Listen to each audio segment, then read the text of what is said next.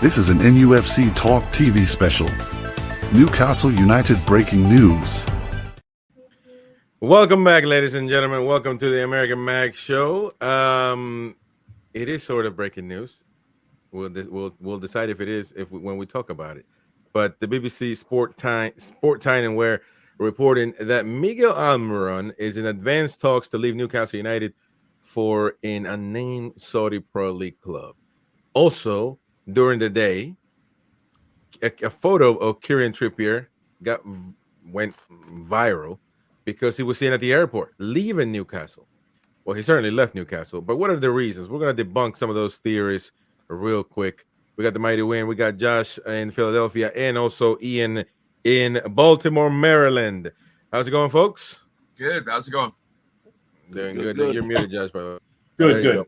All right. Well, listen. First of all, the Kieran Trippier thing, the Chronicle is reporting right now that is literally nothing there. It's a picture of him basically checking in. He's going somewhere on a holiday. It was basically an extended holiday. He was obviously playing the final with England. So everybody else has vacation still. Bruno and imagine Trippier. He played every single game. Well, did he play the final? I don't think he played. But regardless, I mean, he was there with the team. Yeah. And so it's just simply he's been granted extra time off, and as simple as that. So nothing really. He's not going to. Well, I mean, there are rumors that he might be going to Saudi Arabia, but I mean, not for this picture in particular. He's just going on holidays. Now, when it comes to Miguel Almiron, I mean. The BBC reported, Football Insider reported as well, that he is literally in advanced talks to leave Newcastle. That is necessarily nothing shocking. I mean, we expected that, really. But do you guys have anything to add to that? It's strange that all these reports that are saying advanced talks, and none of them are naming the club. Right. That's yep. That's what if he was in advanced talks, and if these sources know that he's in advanced talks, surely they must know the club it is, as opposed to very similar. When that Trippier photo first came up, everybody was saying he's off to Saudi Arabia, and then the truth comes out, he's off on holiday. Everybody, the way Newcastle are at the minute, everybody wants to have something to say because there's nothing to say. Yep. Excuse me. I'd agree. And that's the problem. Because there's nothing to say. Right. Everybody is making stuff up. I wouldn't say making stuff up. They're just jumping at every little thing and trying to latch onto it. I think it's what we've had going on for the last month is not that things haven't been a problem, but I think the second a signing of whatever is worthwhile to the general fan base, all of a sudden everything else is going to die down. It's just... It's what's actually been happening since the takeover and every single transfer window. Yeah. You know, the rumor mills just kick into overtime because we've got this money that we're going to spend, and you know, it's every single window since the takeover. It's like, okay, who's going, who's coming in? Oh, we're bringing in so and so. We're bringing in so and so. So and so's been rumored to be linked with Newcastle, or this player's been rumored to be linked with Newcastle, and time again we don't see it. And so now, like we said, and you said, the fact that nothing that we know about is happening, and so people are just speculating, you know. And it makes it very easy for anybody to put anything out there click, click, click, click, click, click, click, click, click. Oh yeah, it's all. And It's also all not just clickbait. the clicks, but also, you can go off of the littlest lead that is a plausible lead. I'm not going to say that everything has been just made up, but the lack of news makes every little plausible lead thing. My biggest thing that I would just say for me that has been giving me solace, if you will, over the quietness is if you look at every transfer window, with the exception of the first one, we have never been quick. And I would argue, generally speaking, that we've been good in the transfer windows as a whole since the takeover. So there's no reason to question them now if they're taking their time. Isak was signed on like 2 or 3 weeks left to go in the window. The season had started, I believe. Did it not? Yeah, So he wasn't even before the end of the season or Right. before the end of preseason. You look at Tonali, he was a couple weeks in. You look at Harvey Barnes, you look at Sven Botman. That was a very drawn out saga. Right. So I just don't think I can understand the anxiety, but I think if you look at the greater picture and maybe what you've been trying to say, Wyn, like as I listen and watch other shows, is generally speaking, the owners have not given us anything yet to not trust them. There's been little close warnings, but I think everything have been close warnings. Nothing has actually led to a catastrophe yet. So I don't really feel like there's any burnt bridges for us to worry yet. But that's just me. Their record is we ain't quick, but we're good. Right. And how many times do we make fun of one last thing, and I'll we'll stop ranting, is how many times we make fun of Man U and things like that for just throwing money at their problems, and then it doesn't work. Everyone right now is talking about, look how active Man U is. Well, in 7 months, we'll be making fun of 70% of those signings being all pieces of shit. So, and excuse my French, but you get my point. We make fun of them all the time for just throwing money at it and hoping it's going to stick to the wall, and 9 times out of 10, it hasn't. Now, maybe things will change now that Ashworth is there. Who knows? They are now trying to get rid of Wan-Bissaka, who, when they signed him, was the greatest thing since sliced bread. Yeah. So I would rather just do it right. Don't do it quick. Do it right. Yep. I mean, it's very much a social media thing, I think. Everybody is impatient. Why are all these other clubs signing players and we are not signing anybody? Because we're looking for the right players, like you said. Exactly. We want people that aren't prima donnas, right? We want people that will fit into the style of play that Newcastle are starting to show. And it's going to take time, and we also want players that are going to be there in 3, 4, 5, 6 years time. So some of the names that have been put around, especially for the older players, we've seen what happens when we bring older players into the team. Yeah, they're good, but they are also injury prone. They also start to slow down. After a season or two, especially at the pace that Eddie's actually having the team playing. So I think we want the right characters as well as the right players. Yeah, we do. We don't want, I don't think we want the, people say, oh yeah, we want these Mbappe types and Dembele types and all those kind of people, but I don't think they'd fit at Newcastle. You want people like Bruno, you want people like Joe Linton, you want people like Isak, that are good, solid footballers. They know they're good, solid footballers, but they don't, shout it from the rooftop. Fully agree. Yeah. James Stevens, thank you, man. Says thank you for the kind person that gifted my membership. That was probably trolls, but obviously Rosie always gives memberships away. Queen of Heart, AG, Mighty Mag, all of you guys. So could have been anybody, I don't remember, but welcome to the membership. A lot of shows coming from members as well as giveaways. And by the way, don't forget that tomorrow we are live with the live match commentary of Newcastle United versus Hull City. As you know, I'm at St. James's Park right now, reporting from the box at St. James's Park. As you see me, I'm enjoying my time. There's a lot of people there for some reason. I don't know. But no, seriously, tomorrow, 45 minutes before kickoff. So we're going to be enjoying that one, definitely. And more shows tomorrow afternoon as well, because we got the match reaction, match review, and all that stuff. So stay tuned.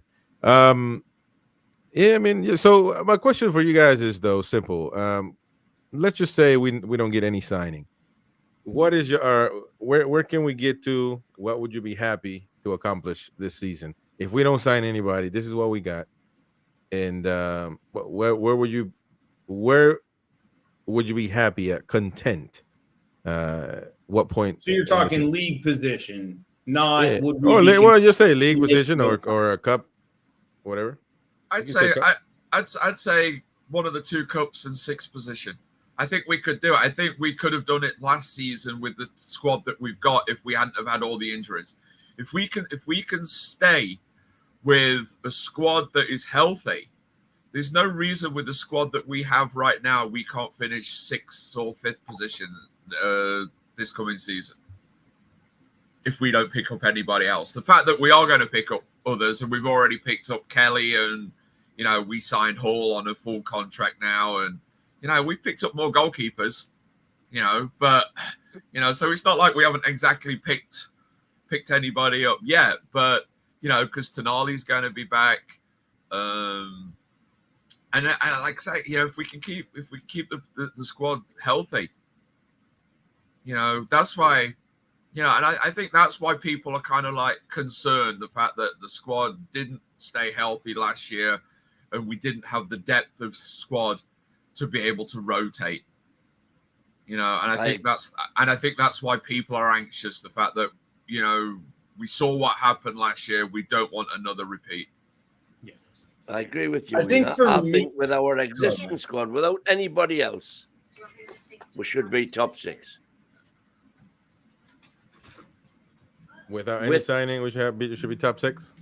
Without any signing, as long as we don't have horrendous injuries, with a couple of proper signings, we should be much higher than that, because that's the difference. And actually, this year after the season's over, you said that with this squad, with the healthy one, we can win the Premier League. So what happened now? Other teams keep moving. Would win the Premier League. I said we could be challenging for the Premier League. There's a difference between talking about last year and future.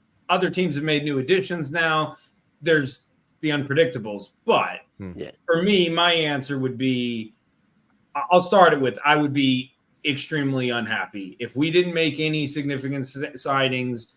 To me, that would be strike one. That would be kind of something to start having concern and question. But to answer your question, I kind of agree with Wyn. I still think top 6 is very likely, because again, you think you'll still get Sandro back, which is a massive upgrade in the midfield. So as long as, and I won't say no injuries, because obviously we're going to have injuries. Everybody gets injuries. As long as we have a normal injury type season, I think midfield, you're more or less fine. What have we done so far? We lost Elliot Anderson. You're gaining Sandro.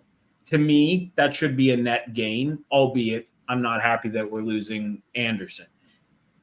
You look at the front, you're pretty much approaching it the same, which, if anything, you could argue it's improved, because if Harvey Barnes isn't gone for half the season, it's better than it was last year.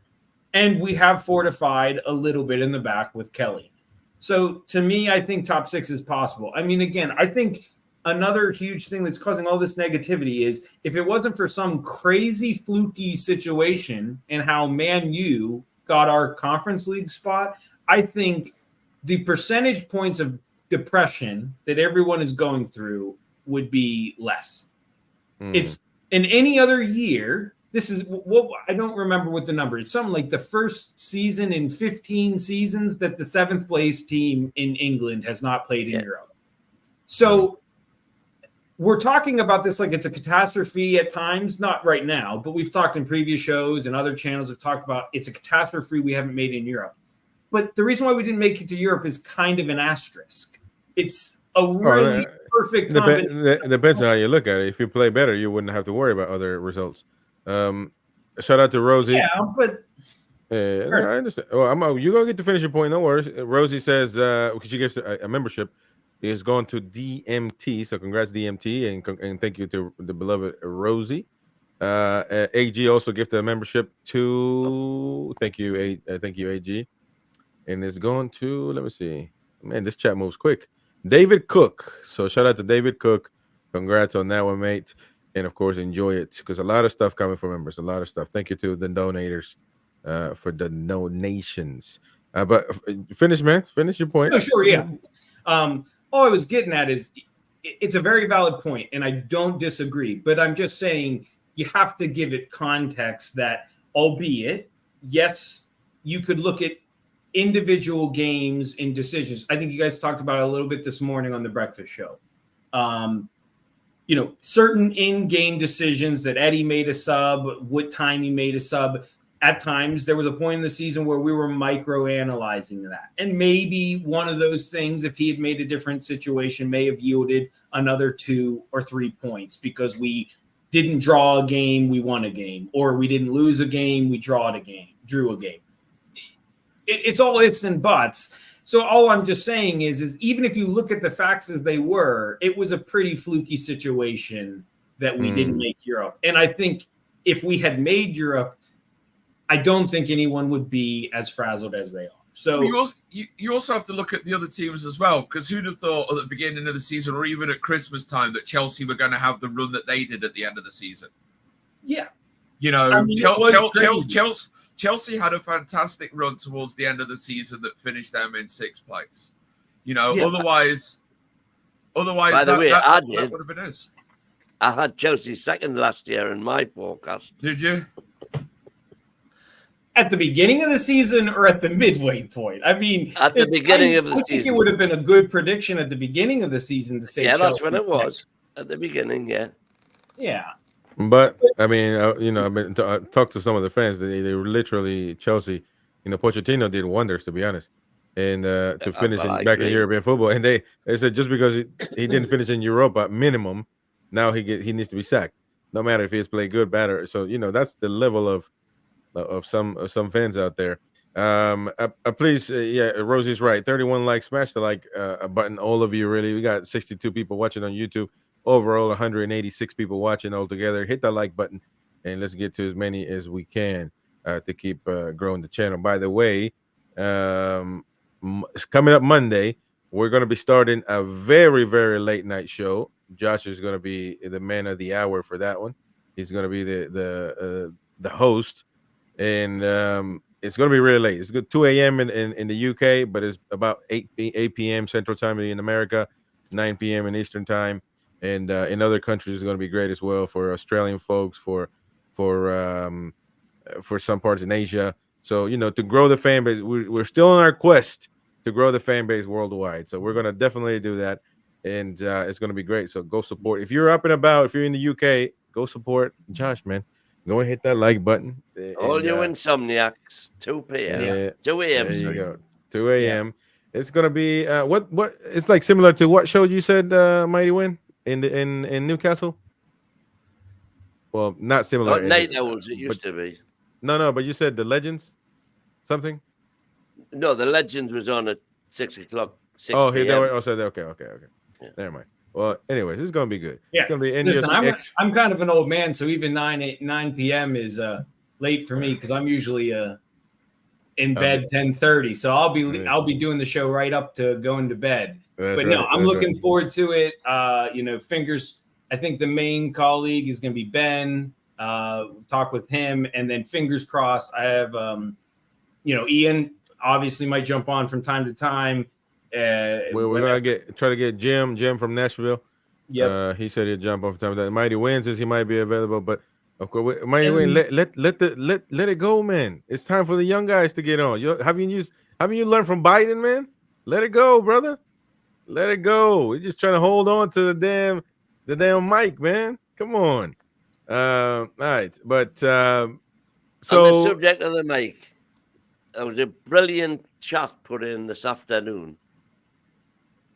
Does anybody think that the lack of signings is due to the fact that they don't know who's going to be manager? No, I don't think. No, it's not. It's because we've only just picked up a new director of whatever, sporting director who's out there to find it. Who's worked twice with Poch, who did a fantastic job with Chelsea at the end of last season. But to me, if you got rid of Eddie now, you'd be more or less firing him for no reason. I'm not saying you're wanting this win. I'm just saying no. If that was what they chose, I'm not saying they're firing him. I'm saying if Eddie chooses to take the England job. No, it's still not it because the same thing happened last year. We didn't pick anybody up until right at the very end. No, I agree. What was the date of the first game, Ian? Do you remember? Wasn't it right around today? The first a year ago was the Philly game. It was this past weekend. Yeah. Okay. It was so Harvey Barnes was the first signing of the summer window, and it was the day before the game. It was the day of the game. And they asked Eddie about him, and he said, Harvey Barnes. No, not the Barnes. Never heard of him. Yeah. And he was getting off the plane in Philly. And then at half time, he comes on, and everyone was just like, I think it was literally either the day of the game or the day before, because they unveiled him doing the Rocky thing and all that, to be, creative. So again, in that same vein, Japan's next week. Who's to say they aren't going? And I'm not even trying to go down the whole avenue of maybe he's Japanese and we're going to just maybe the first signing will be unveiled while over in Japan for some kind of marketing purpose. Because one thing I would say that I've really enjoyed in the past couple seasons is the marketing of things like that when we brought in Barnes with that and just tying it into the local thing. We all ranted and raved about how great the Adidas launch video was. They've done great things, so maybe they're just trying to do something with some good marketing value, Well, we could pick that, they're in Asia. They could put in that, signing of that South Korean guy that everybody's been talking about. Yeah, I mean, it could be any number of them. I would guess if it's going to be anybody from Asia, it's probably going to be him as opposed to, I don't know, anyone from... Well, Kang In Lee from PSG. Do. He is apparently Paul Mitchell's number one target. Yeah. Bilbo has a question for the panel. At this moment of time, with the squad of players we have, do you think it's been strengthened, weakened, or just the same with the players that has been brought in and out? There's regard LH. Who's LH? Lewis Hall, I assume. Lewis Hall. Oh, okay, Lewis Hall. Hall. He was, fair enough. Yeah. What do you guys think? You guys can go. Essentially what you're saying is, do you think the two goalkeepers are better than Dubravka? And I would say no. Do you think Lloyd Kelly is better than Sven Botman, who's out? Yeah, but he didn't come to replace. So you're talking shite, man. He didn't come. I don't think Lloyd Kelly was brought in to replace. Yeah, I think Lloyd Kelly is left back. That's even worse because now he's 150. He's gonna be a bench player. Man, I think. Weren't you just talking this morning? You got to fill out the bench, on the morning show. And it's not about one signing. I think they brought Kelly in to help boost the defense because the defense. I'm answering the question. Right, and so you're saying, has it been like you said? So no, the two goalkeepers or three goalkeepers that they brought in aren't better than Dubravka. Right at this moment in time, all we've signed is 2 goalkeepers and Lloyd Kelly. And some youth players. The Slovenian, sorry, can't forget. Serbian. So Yeah, and we signed a couple other youth players because, to be honest, Serbian I think plays that Serbian in the player is Slovenian probably league. youth or going to be loaned out. He's not. I don't think we're seeing him this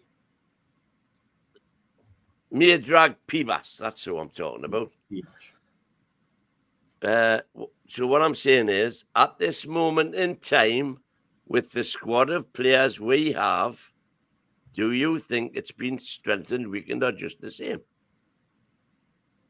Well, if you assume that Dubravka's going to go, and Botman's injured, and so Lascelles is injured, And Wilson's right at the grave. so is it stronger or weaker? It's the I would same. say until Botman It's the comes same. back. It's the until same Botman BS, comes man. back, until Louis Miley comes back, it's weaker. No, I would say we're the same right- because you're right- getting well, but Sandro. that- You're getting Sandro. Yeah, but He's- injury- Moment of time. Yeah, but injuries, I mean, they're going to be back. So it's not really, I mean, not because of the lack of signings or the players that we've signed. Question for the panel at this moment. Anyways, but of that time. well, that's just response. Ian, what do you think?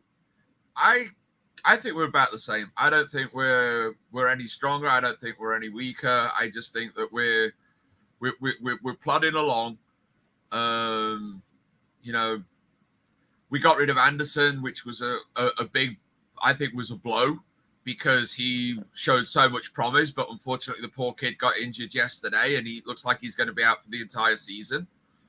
Would that have happened if he were playing at Newcastle? Probably not, because he wasn't playing in a friendly yesterday for Newcastle. You know, so he's going to be out. That kid, Minter, whatever his name is, that we sold to Brighton, you know, he scored a great goal for Brighton this week. Would he have been a good replacement for Miggy? Yeah, probably. You know, but you know, it's still magic beans. We It didn't have is. Minty last season. We haven't got him this season. No, but Good I'm just saying though, the actual squad, you know, whether we had him or not, he was still a Newcastle player. Yeah, He was still on the Newcastle roster. And He was Anderson is one of definitely a ours. minus. Oh, I said it. That's exactly what I said. So that's why I'm saying we are worse off. I think at best you can say at worst you can say we've leveled. Because again, in my opinion, if you look at last season, and obviously injuries will happen, but as I laid out, if you don't lose Barnes for half a season, I would argue your front line is better than it was last year, even if it stayed the same. I agree. The midfield, I think, is a break even. Yes, Elliot Anderson is a loss, but you're gaining Sandro. And if anything, my money would say Sandro is probably going to be better in the immediate than Elliot. And that's my thing. I mean, Anderson didn't do anything to say he's a loss. So he definitely did things to say he's not a loss. He was never the last season, he never was a liability on the field. He was out of the pitch for the majority of the time. But every time he was on, he looked solid. Yeah, obviously, you need to be fit. And I fully agree, because it's the same argument for people who want to defend Wilson. And as much as I love Wilson as a person, and I'll forever be grateful to him, hit the road. I told you all, we should have sold him, or you could have gotten anything for him. Now he's absolutely worthless. No idiot in their mother is going to buy that guy now. We're stuck with him. Yeah, that's right. Forever. And I agree with you. It's nothing against him, but we needed to sell him. Look at Josh getting loud with it. But Maca made me laugh. Bordeaux had a better transfer window than that so far. if Well, you did they don't just know. sell- did- That's did they really just Bordeaux. sell bad because they're being dissolved. They've just gone, Didn't they just sell everybody? Bordeaux yeah, is they going lose down, all- man. They're going down. That it's a shame too. I hate seeing clubs go down, man. Yeah, no, that's terrible. They're a 142 year historical history. team They're in historic, Ligue 1 in France. For sure. 142 year history. Yeah, gone. Unbelievable, man. Somebody's gonna buy it though. Somebody buy it just in time.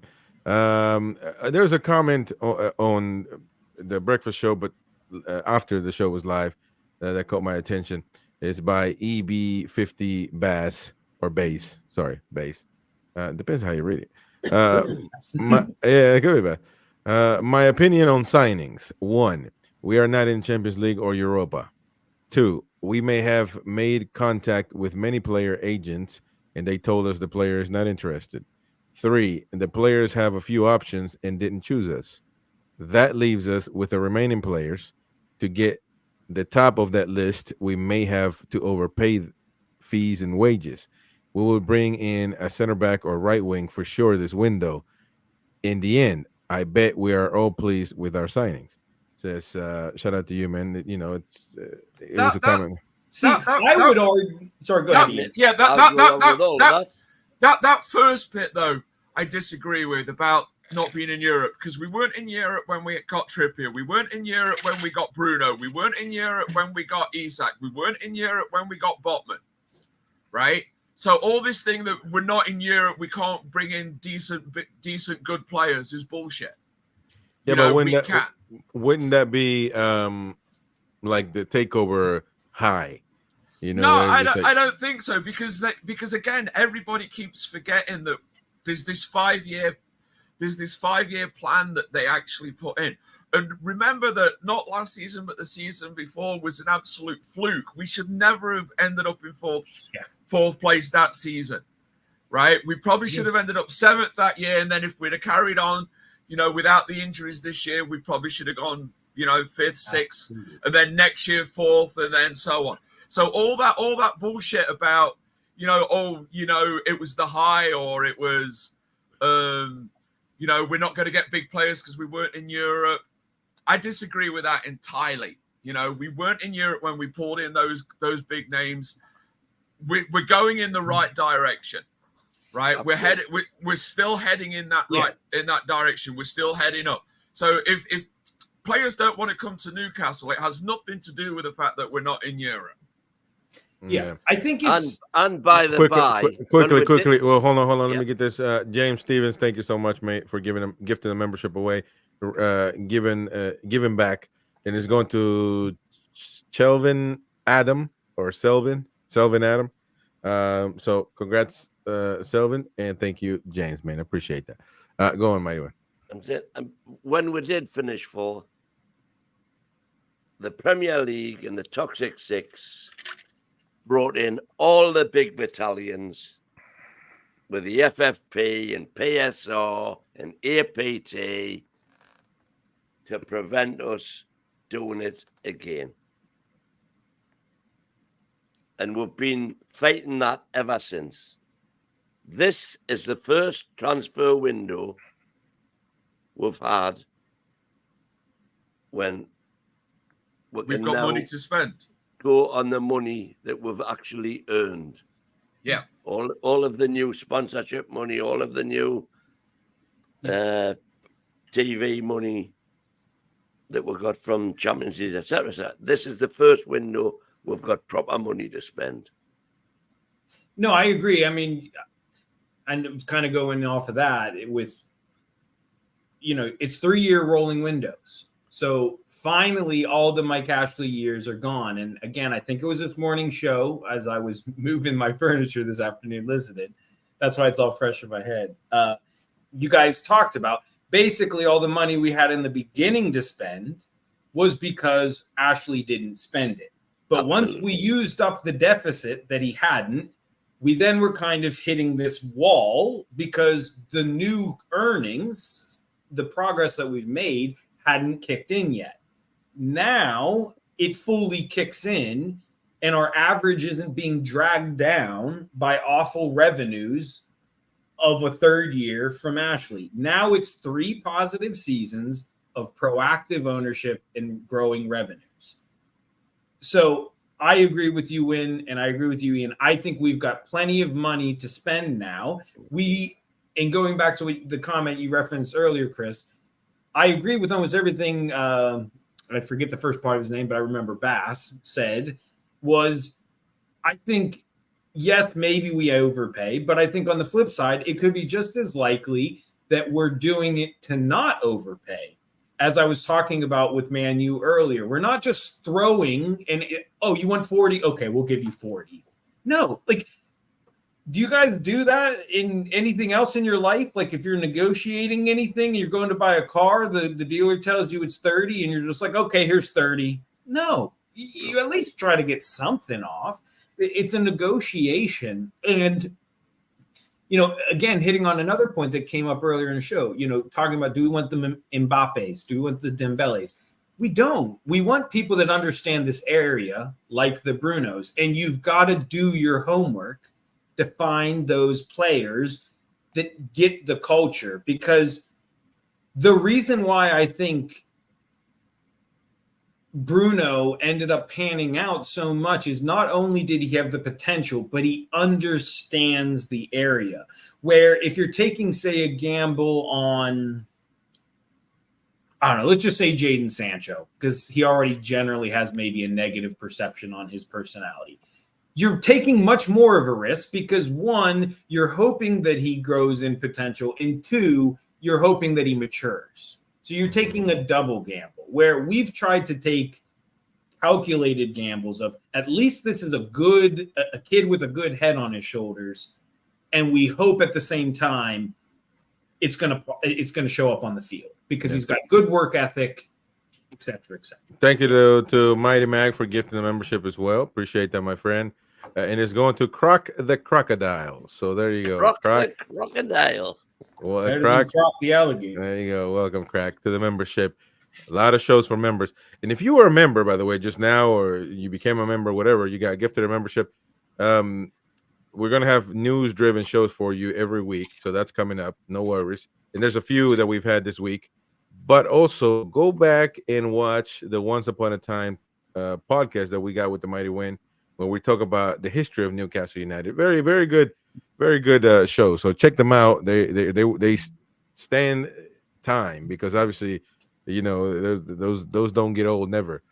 So check it out. And of course, Hell Cesar gifting the membership as well. Welcome. Thank you, Sean. And it's going to Top Boy Jr. So shout out to Top Boy Jr. and welcome, mate. Welcome all of you. Thank you all of you for your support. It's very kind. Very kind. Okay, so where were we at? Josh, were you saying you finished it? I think it was more or less finished my point. Just there's all these things that, albeit I can see on one hand, if you want to be worried, why you're worried. There are things that can lead you to think there's worrying signs. But I think for me, being kind of like Wyn said this, has said many times, he's an optimist. I generally try to be optimistic. And secondly, if you look at the track record since October 2021, or was it 2022? Anyway, you get the point. Ever since that day, it has been generally positive news. It doesn't mean there hasn't been moments where we haven't made mistakes, but I don't think there's been anything that has massively blown up the progress. Oh, and there was one last thing I did remember. I wanted to say was, the argument about are we not in Europe? I think if I was a player personally, I would think Newcastle's more appealing now because there's more stability proven after another year of general success, as opposed to rewind a year ago and there's a risk that we were a flash in the pan. Wasn't it not that long ago West Ham made champs and then they were almost relegated? Yeah, because they couldn't handle the. Yep. Now, granted, they bounced back again, right? So there was a little bit of a flukiness to such a swing. But again, that can happen sometimes where you weren't ready and you fall off a cliff. It's going to be interesting to see what happens to Villa this year. Yeah, Villa's another one this year. Who knows? I'm not saying that I think they'll fall off a cliff, but you never know. You took the words right out of my mouth. I wasn't kissing you, Wyn.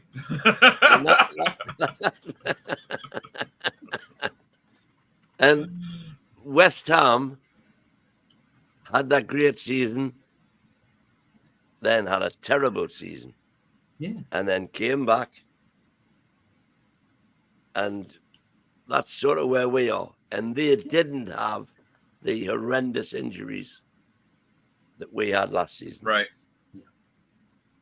And you also look at the actual players as well of who we have actually picked up over the last, couple of years. And we haven't picked up any stinkers. In the past, we've picked up players that have been touted to be really good and have been absolutely atrocious. It's not that long ago. You look at, all right, this regime didn't pick up Joe Linton, but when Joe Linton came in, as a centre forward, he was made out to be the next great centre forward of all time. What was that other one? Islam Slimovic or something. Yeah, and he ended up being terrible, but he's turned around and played now as a midfielder, and we couldn't, obviously with him being injured last year, if he hadn't have been injured, would we have ended up in Europe again this year? Because he's turned out to be an absolute fantastic player. But I think the only one you could argue who's been bad was Chris Wood, and I would argue he was good if you take into a fact of non-field performance. He did Burnley as much as the job didn't really he was help brought us. in to do, which was to It literally sunk Burnley. Not if, when Callan got injured. At least we had somebody to bring in. And listen, as much as I think Chris Wood suffers a little bit of Longstaff syndrome of, listen, I'm not saying that I was pleased with his output every day, but people made Wood out like he was a plank, and I don't think he was that useless. He served a purpose. I mean, did he ever miss a penalty? No. I don't think he ever missed a penalty, which to me, for a striker, that's arguably one of the most important things you want from a striker, is you can trust he's going to put away your pens. So, again, I think I agree with Ian. There's been no bad signings. Wood's the closest thing you could argue to being a bad signing. Well, some might argue that Tonali is a bad signing because we should have known. To me, again, that's just that you feel that way if you want to be angry with life. Yeah, but that's my opinion. I mean, I'm on the fence with Tonali, right? But I'm biased. I was so excited when we signed him, and I'm hoping with all my guts that he's going to be great. Like he was who I was going to buy a jersey of last year. I was going to get the green kit with him on it. I was so excited, and then I held off when the ban happened. But yeah, we could say that he was a bad signing because we should have known. But we can't say he was a bad signing because he's a bad footballer, because the games that he played, he didn't show that he was going to be a bad, and he just showed that he was going to progress and progress and progress, and then unfortunately had the 10-week months out. And I also would argue you shouldn't have known. No, like unless he's an honest person and tells you, if people want to hide things, they can hide things. You know what? If anything, it was. I'd still say it was Milan that knew that there was something coming up down the line, and they were like, "Here you go, take him." You know, there is a little bit of that one as time goes on. Yeah, we have done that one to death. But again, that's the only thing when it comes to him as an actual player on the pitch. I don't think he will prove to be a bad signing. I think that he's gonna come in. I think he's going to hit the floor. He's going to have a lot to prove this season. He's going to have a lot to prove to the fans. He's going to have a lot to prove to the owners. You know, the fact that we've stood behind him, you know, throughout the 10 months. And I think he's going to want to show that he can play football. And despite all of that, I mean, again, I know it to some they may laugh and think I'm living in a fantasy world, but I think he otherwise has a good head on his shoulder. What we know of him in his character, if you remove this from the equation, he seems like a good person. You know, family's important. You know, he grew up a very passionate about AC Milan. You know, he was Rossoneri and all that. So he's got those things that we want. He's not a mercenary, if you will, in my opinion. He's not a Michael Owens. So to me, where I was going with that is I think it's more likely that he's going to feel indebted to us. And that was why, to me, when this first happened, I kept preaching, we need to back him because we're making an investment into next year. Because if we back this bloke, you're going to get a guy with a point to prove next year.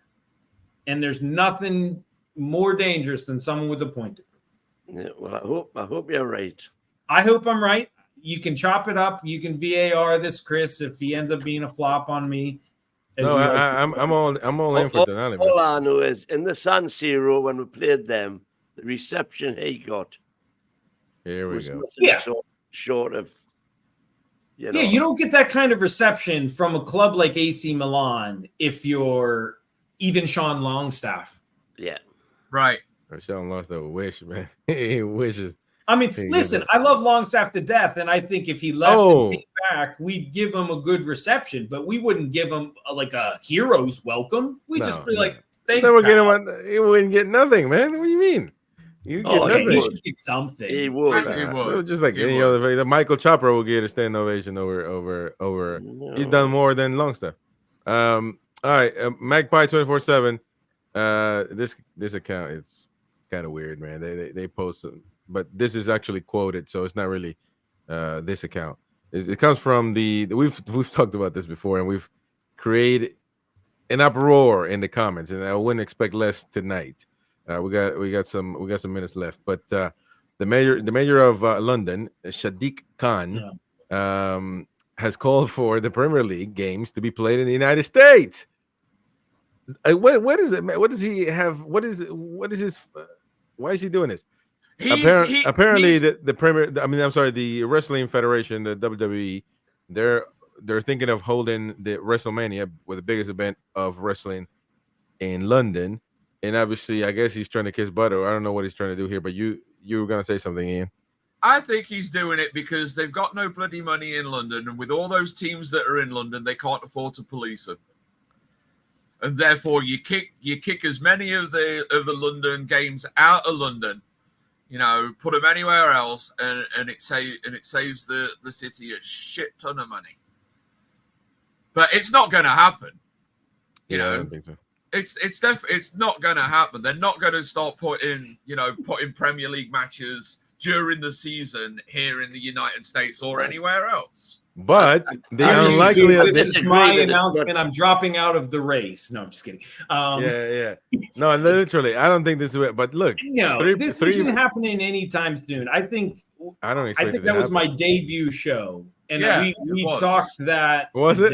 Yeah. Yes, that was my debut show. It was the CEO of Peacock was wanting to, or the NBC. Well, NBC wanted. NBC wanted, but I mean, the American side of things, I'm sure they would want it because they would bring a lot of money over here. Yeah, absolutely. I personally don't want it. Another American doesn't want it. Ian, you live in America. You don't want it there. But the surprise is that the Mighty Wyn, old as dirt, English to the core, he is open, as he's open to a lot of things in life, by the way. He's open to try anything once. But, don't knock it till you've tried it. He wants to bring the teams to the matches to America. That's unbelievable to me. No, I'm not saying again, the if we matches. rewind and you say what Wyn said, I'm open to the idea. It's more just for me. I feel like the vitriol from the old-fashioned people that just want to shout, it's not worth it to me personally. But I like Wyn's idea. I think it's a creative way, and I'll let Wyn say it because I'm taking the words from him. But I like Wyn's idea. It would make it not just a publicity stunt. There'd be a little bit to it. Yeah, I don't think this is. I don't think this is even. I don't think it should happen. I mean, what's the point of it? Now, but I want to tell you, just a break here. Vegan Mag says this Chris guy needs to chill out. So negative. If we win a trophy, he would probably say it was fixed. What did I say? Maybe he's getting caught up in something in the beginning of the show. But you're a vegan, so I mean, why am I arguing with a vegan? So I'm just messing with you, Vegan. But what did I say, man? I didn't say anything. to address Josh's point, yeah, my idea is, in order to grow the Premiership more worldwide, as we are trying to do, we have a 39th game. So it's 38. You want to add one more at the So end of the season. nobody loses a home game. Nobody loses an away game. The 39th game, both teams are away. So we're going to play 10 games. That could be 4 of them in America, 1 of them in Australia, 1 of them in South Korea, 1 of them in Japan, 1 of them in India, 1 of them in China. And that 39th game, which counts towards points, so they're proper games, doesn't cost anybody a home game, doesn't cost the supporters anything, because they are still getting the 19 games.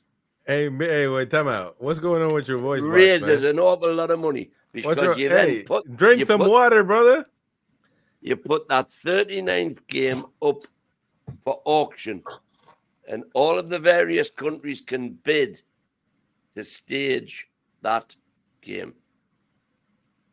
I think Wyn tried something for the first time tonight. No, just kidding. Yeah, I just don't see it, man. I feel like it would create problems. The UK folks are going to hate us even more. Yeah, just do what they're doing now and have pre-season friendlies in all these different parts of the world. You know, you know, if you want to do it, then go to the countries and play games in the countries in pre-season, not during the. Still do all of that.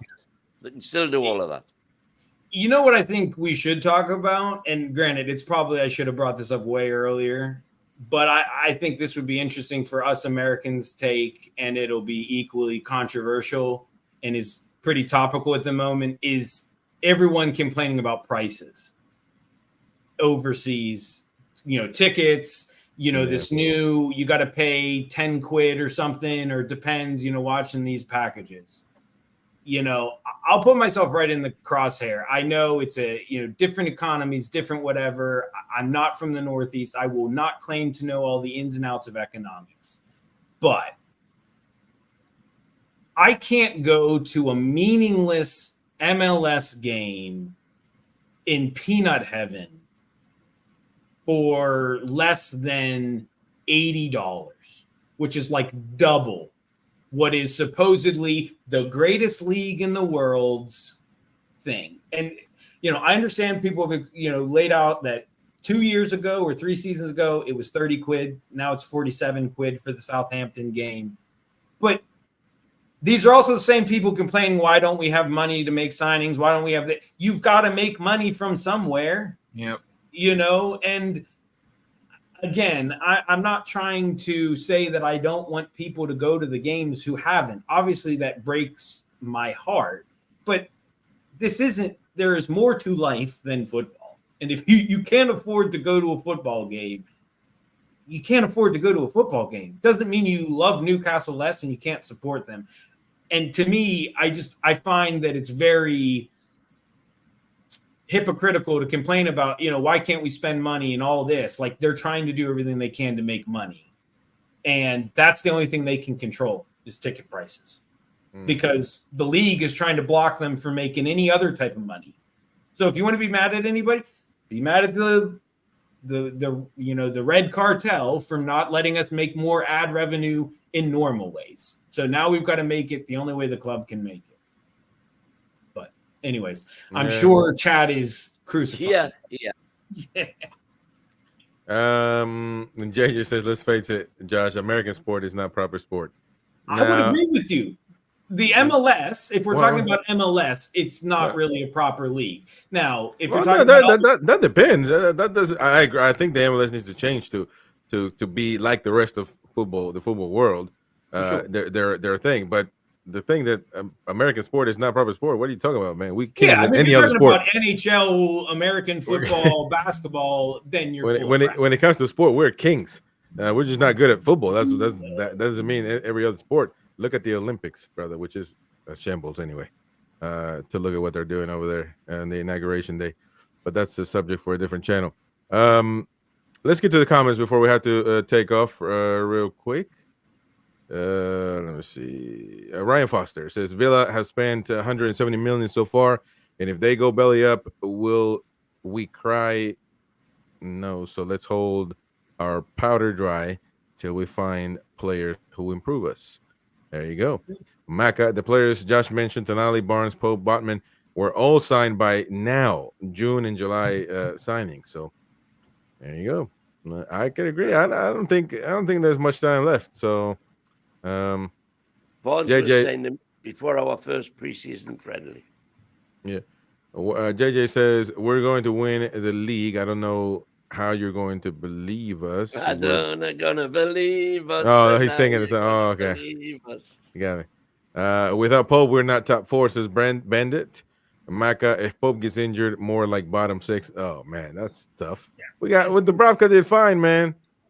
By the way, Ronald Wood saying that a World Series when it's American domestic sports. We played against you in baseball, we're gonna beat you. We played against Germany, we're gonna beat you. That's why we're here, the best in the world. Because come on, man, stop playing, man. Well, you guys are good at football. I do get that. How do you call it the World Series and we're the only ones that participate? It is. Yeah, but that's just the name. But even if you play against Venezuela, who got a good baseball team, we're gonna beat them. Puerto Rico got a good team, we beat them. But it's not the point. It's still misleading. We beat them. Not misleading what, man? It's not like it's actually it's a literal thing. It's just how can it be the series of the world if the world is not participating? That's the definition. Because they're gonna lose. That's why they don't participate. It's like the Super Bowl champions are the world champions. No, they're not, because they only play in this. Nobody says the world champions in Super Bowl. They do. He only says their world is they put the word world is baseball. Nobody else says that. Just the actual league ever says world champions. Nah, come on, man. Stop playing, man. Why in American football are we going to play the American Mag show? Why are we going to play the Newcastle Jets? Is that what they're called? The American football team you guys got there? I mean, why are we going to play them? We're going to lose anyway to any team in the NFL. Come on, man. Stop playing. We're not good in football, soccer, but everywhere else we got or rugby or cricket or tiddlywinks. God forbid we're not good at cricket. Whatever that is. But you should be, because cricket was the #1 sport in this country up until the Civil War. Yeah, man, the very first international cricket match was between the United States and Canada. Yeah. So it was the first sport in this country. So then we found better sports, and then we had to go to war. We had to grow up hair, and we had to play a real sport, so we had to quit that. Anyways, AG, I think Liverpool will struggle this season with no club. Bandit says Eddie had no choice last year with all the injuries. I agree. Warren, top 4 has to be our go-to. There you go. That's interesting. Yeah, I think that's what we should be aiming for. Ed says there's going to be a lot of movement in August for most clubs. Yep. Ryan Foster, if Poach came in, we would have to switch our transfer plans to 42-3-1. Oh, 4-2-3-1.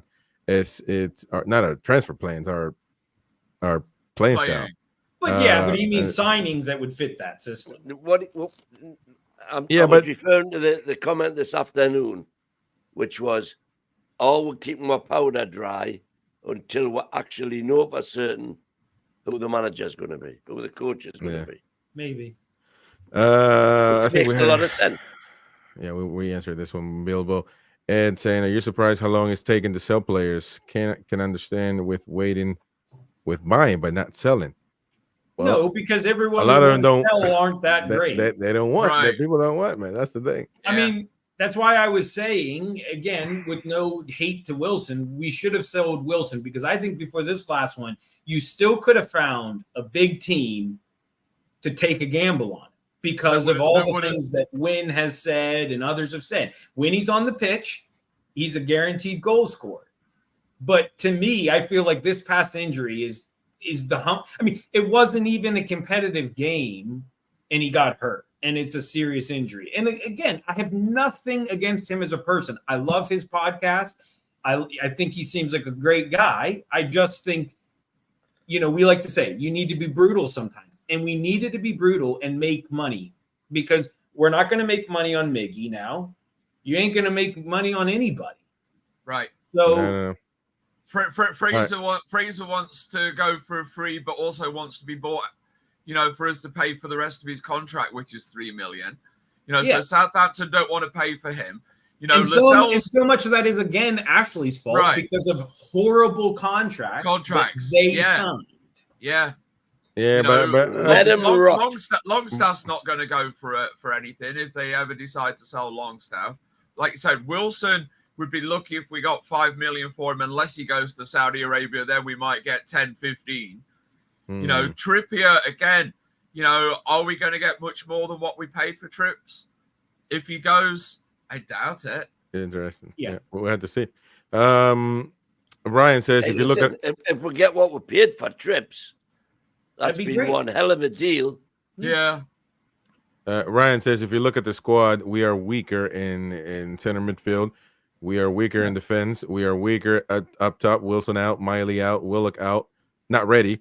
Tino Anderson not ready. gone. Lascelles out, Botman out, Tonali banned. Look at our squad. Okay, that's if you're going by the literal definition of today. And I know that's how Wyn chose to answer the question. But I think if you're talking about the season, would we do better this season? I think we'd about break even. Yeah. Davey, Davey, the people in place at the club now are no fools. They know we need at least 2 more signings. I'm trusting them. Says David Darren T. Neal said it. correct, Davey T. And Japadoni says Endo has never scored a goal. Technically, he did. It was just rolled off for some bullshit. Yeah. Bad Is that Endo like the Liverpool Endo? No, Anderson. Oh, Anderson. Okay. Anderson. Well, Anderson, come on, man. Scally, I don't mind being stuck with Wilson in the back if we get a young striker in. Says I would Scally. agree. Ed saying, I think wages would be more of a hindrance than Europe. Yep. Also, Ed says big players want to play in the best competitions, though, to be fair. I think that was because Ian was talking about the Champions League, and they didn't matter. Jonathan Shaw says a player would be foolish to turn us down because of no Europe. It's a one-season event, and we're only on the up. I mean, but you still got to qualify, because next season you're going to be able to say, well, it's a one-time tournament. No, we need to make it an every season type thing. Be right. Can Chris Wood score more goals for us than Longstaff has touches in a game? Ooh, there you go. Decent touches. Vegan, I don't know what I did to you, man. Longstaff But got 8 goals last year, which is more than he did. Yeah, He did. Beer Viking, that doesn't work. When if you have to play City and your competitor gets to play Southampton, it's unfair for the But US. if it's an extra hang game, on. So I've got an answer for that one.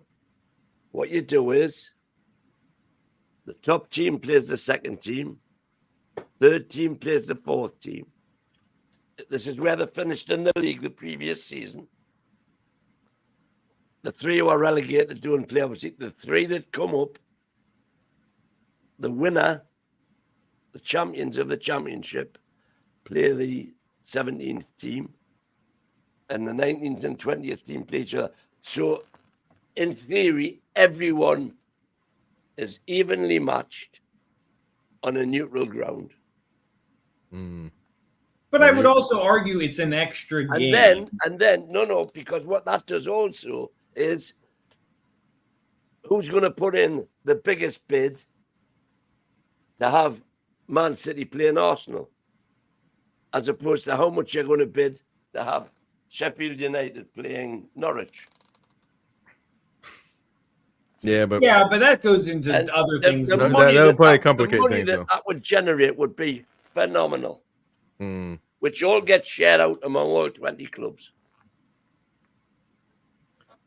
DK35 says Chris looks like Cain Velasquez. Is that you talking about the UFC guy? I think he's a UFC fighter. Yeah. I'm beautiful, man. Stop playing with me. I can't remember what he looks like. I'm sure he's got a cauliflower ear. All of them do. But just a shout out to Toon Talk. Appreciate it, man. Good stuff on Twitter. So shout out to you and everybody else out there. I appreciate your support as usual. We got to call it off because Ian has to go sleep. And yeah, so tomorrow, big day, busy day because we got the match. 45 minutes before kickoff, ladies and gentlemen. 45 minutes before kickoff. What time would that be in the UK? 1:15. 1:15. Our coverage for the first game of the preseason. Newcastle United versus Hull City. Away over there in Hull. In what is it? MKM Stadium? MKM? Is that what it is? Stadium. MK. MK. MK. Yeah, whatever. It's a Hull City, damn it. It's a stadium. So we're gonna be playing. Park anymore. There It's you go. It's down by the fish key. Down by there it is. Down by the fish key. All right, so we're gonna be live tomorrow, so stay tuned for that one. We're gonna have I will be doing my solo match reaction, instant match reaction, and later on at 9 p.m. tomorrow, the fellas will do a full match review analysis of the first game. Not too serious, although the Mighty Wyn said that if we don't beat Hull City 4-0, then that it's a catastrophe. Well, yeah, but did we lose to Leighton Orient a couple of seasons ago? I think we On did. the pre-season, I think something like 5-0 or something ridiculous. 6-0. Or was it Leighton Orient? Season means It doesn't mean anything. The next season went well, didn't it? Yeah, it doesn't. It doesn't mean anything, does it? These pre-season matches. All it means is the fact that the gaffer gets to see who's got potential from the lower, from the under 21s and the under 19s to. So Ferencváros beat them 5-1. Doncaster Rovers beat them 4-0. Yeah. But if we put out all youth and they put out their starting 11, how different are they? Like, we don't have a great youth academy. Well, if that were to happen, that would be my first concern. Why are we putting out all youth? Because he wants to see youth. It's preseason. We're talking about Hull City here. I'm going to go Allen Iverson since I'm in Philly. We're talking about practice here. Like, who cares? Practice. We're talking about practice, man. I mean, it's like everyone that lost their mind over the 8-0 against Aussie All-Stars. Like, Best 11, first half, young and second half. Yeah. Well, some of our first teamers are still on holiday, though, aren't they? Yeah, Bruno. Put out our best 11. Exactly. I said best 11 that we have available. Mm-hmm. Yeah. Well, we'll see what happens tomorrow, who we come out with, and we'll see there. Anyways, thank you to all the chatters and everybody that gave memberships away. Rosie, appreciate it. AG, of course. James Stevens, Mighty Mag, and Helzazar. Thank you all for the kind donations. And we'll be back tomorrow again. Thank you, Ian. Thank you, Josh. And don't forget, Josh and UFC Extra Time on Monday at 2 a.m., 9 p.m. Eastern Time, USA. Josh is going to be killing it. So check it out. And yes, sir. We'll see you on the next one. Bye-bye.